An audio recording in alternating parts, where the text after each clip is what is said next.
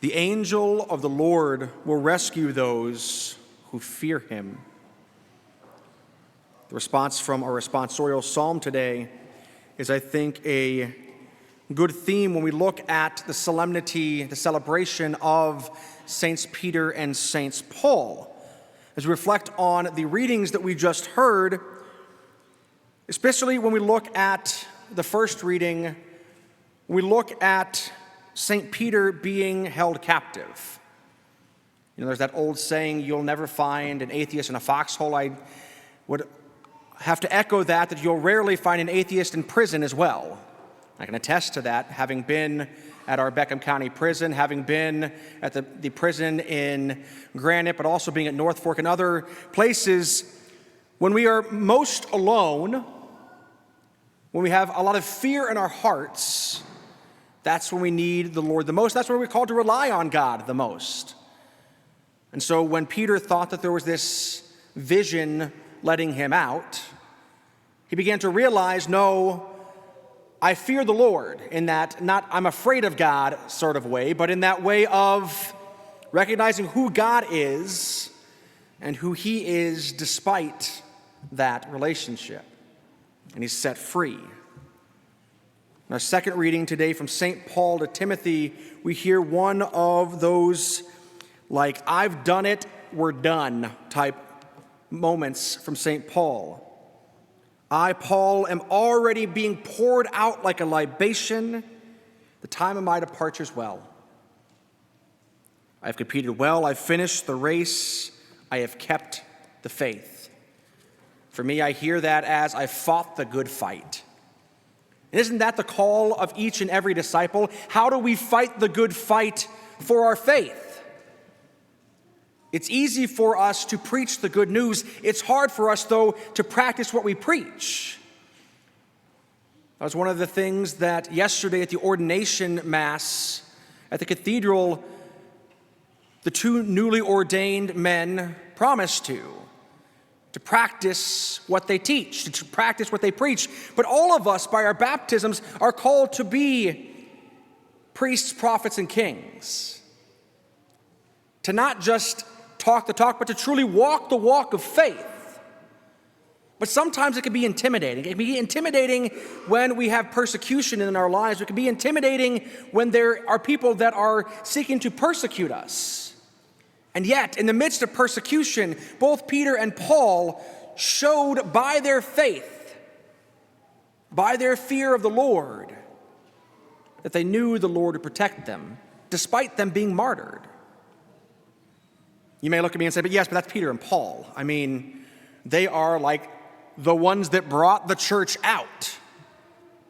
Well, they were sinners too, don't forget.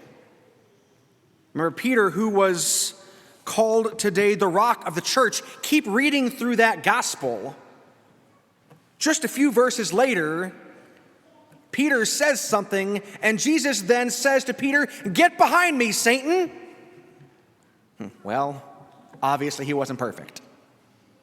Fast forward to the Last Supper, where Peter says, "I will never abandon you, I will never deny you." Peter, before the cock crows, you will deny me 3 times. No way.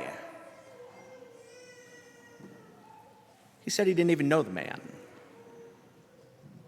Paul, the zealot for the Jews, who was so zealous that he made sure that he got rid of everyone that was a follower of the way, the early Christians, that he could.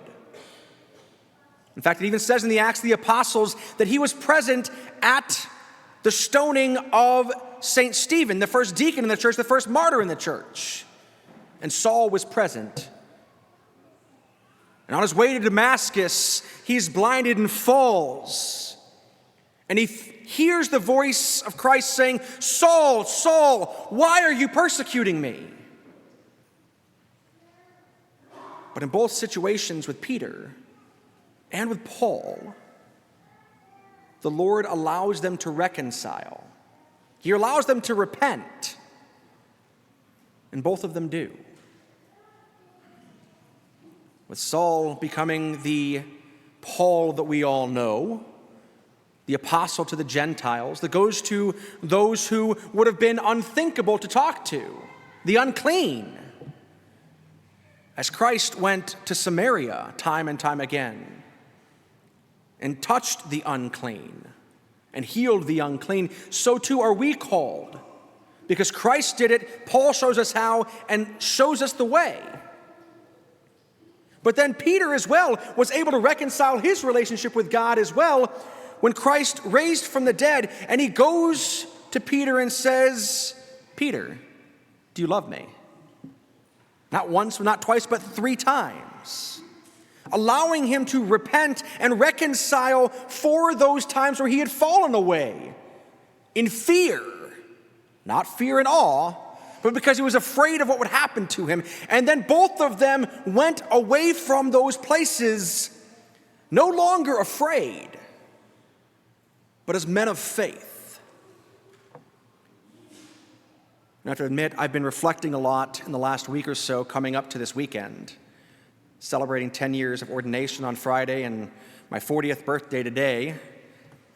It's interesting, the more I've reflected on my relationship with God, the more I see that when I don't keep prayer as a prime part of my day, it's easy for me as well to fall away from practicing what I preach. You know, in seminary, they tell you the first thing to go in ministry is your prayer life. I said, there's no way. I didn't have one to start with, no. I mean, it's hard for us to begin to truly have that relationship with God and to keep it going. Just like it's hard for us to keep it going when you're dating someone. You get married, it's like, finally, I can stop trying. You're not supposed to stop trying when you stop dating. But that's sometimes how we treat our relationships, isn't it? You get married, finally, I don't have to go on dates anymore. I don't have to buy flowers anymore. I don't have to bring chocolate anymore. Maybe it's just the guy's side. But you should never stop dating your spouse. The most important part of our relationship with God is communication. The most important part of your relationship with your spouse is communication. It's not a mistake.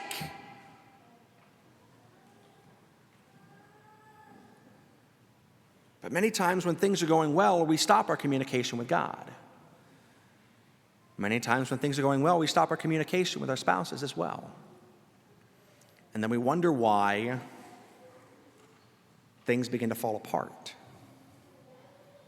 When we stop being intentional, when we stop trying, when we stop having that fervor in our lives, when we stop having that fear of the Lord, it's not that God abandons us, but that we don't have him by our side because we haven't welcomed him to be by our side. That happens so often in our lives.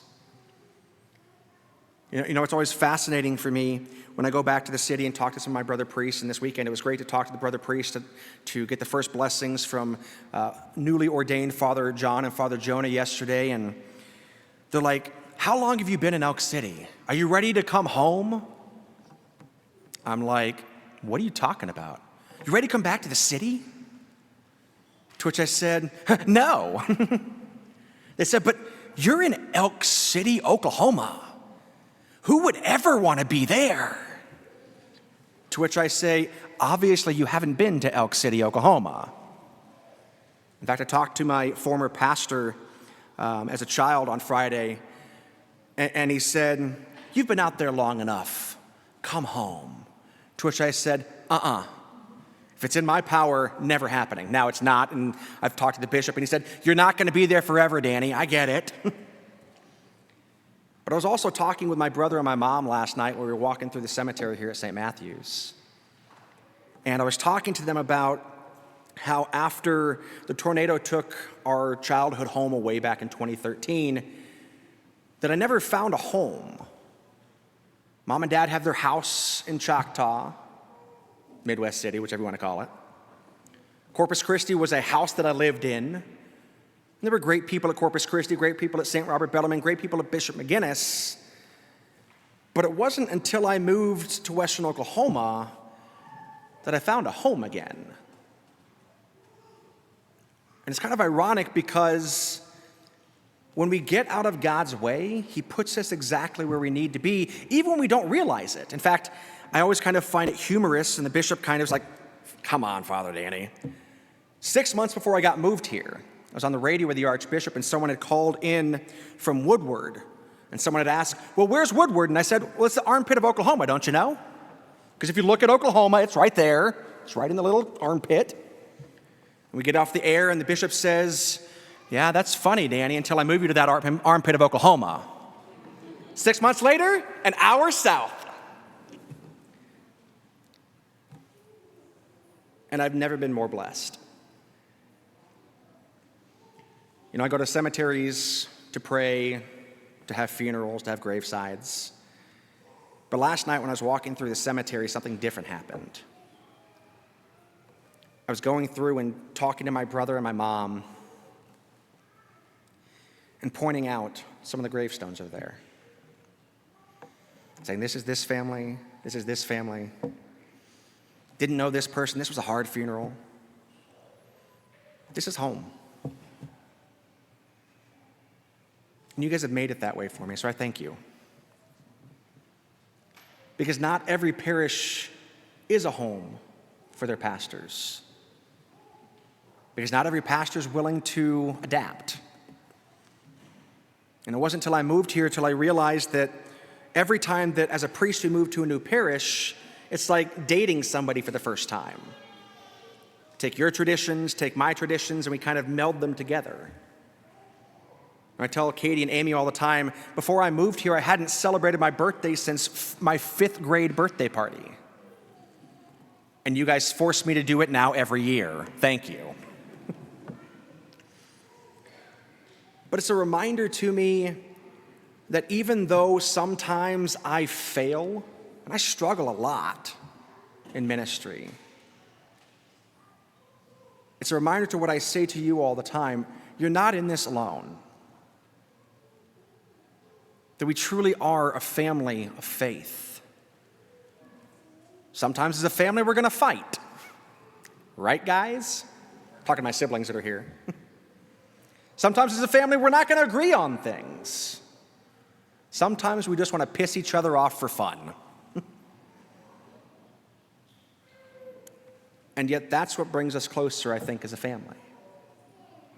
That we aren't all the same. We all have different gifts, different talents, different skills. As Peter went out to the Jews, Paul went out to the Gentiles, and they both worked hand in hand. As we too are called to work every moment of every day as disciples of Christ. Some days are going to be really hard. But that's where we have this family of faith. As Christ says, when one member in the body weeps, the whole body weeps. But when one member of the body rejoices, we all rejoice.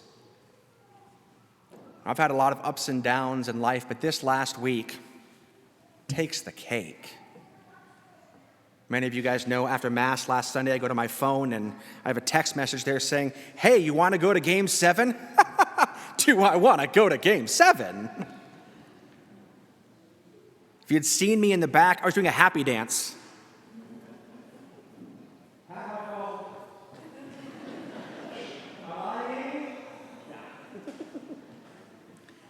Because sometimes those things just come out of nowhere and you don't know how to respond. And that's a beautiful thing. When we come together in those joyful moments, the pictures that are being broadcast worldwide from Oklahoma City, from not only Sunday, but from Tuesday's parade, that not only did they house 500,000 to 700,000 people in Oklahoma City, the largest gathering, I believe, in the state history, we behaved ourselves too. Because you never really know. Then I got to join my brother priests praying for the 2 new ordinands on Friday. Got to celebrate my own anniversary. Got to go to El Patio last night with my mom and my brother and get a pie in the face like everybody else does on their birthdays. Video proof on Facebook.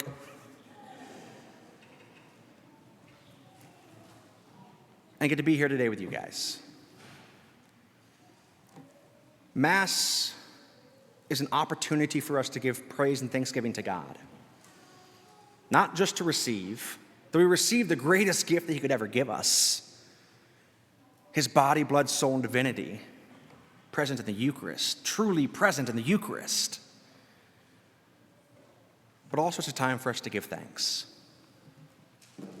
I thank the Lord for the last 10 years of ministry, for the babies and adults I've been able to baptize, for those who got to confirm, for those I've been able to give First Communion and Second Communion and Third Communion to, for those I've been able to bring into the church, for the ball games I've been able to witness, for the graduations I've been able to be to, for the family that always supports me, both Christian family and biological.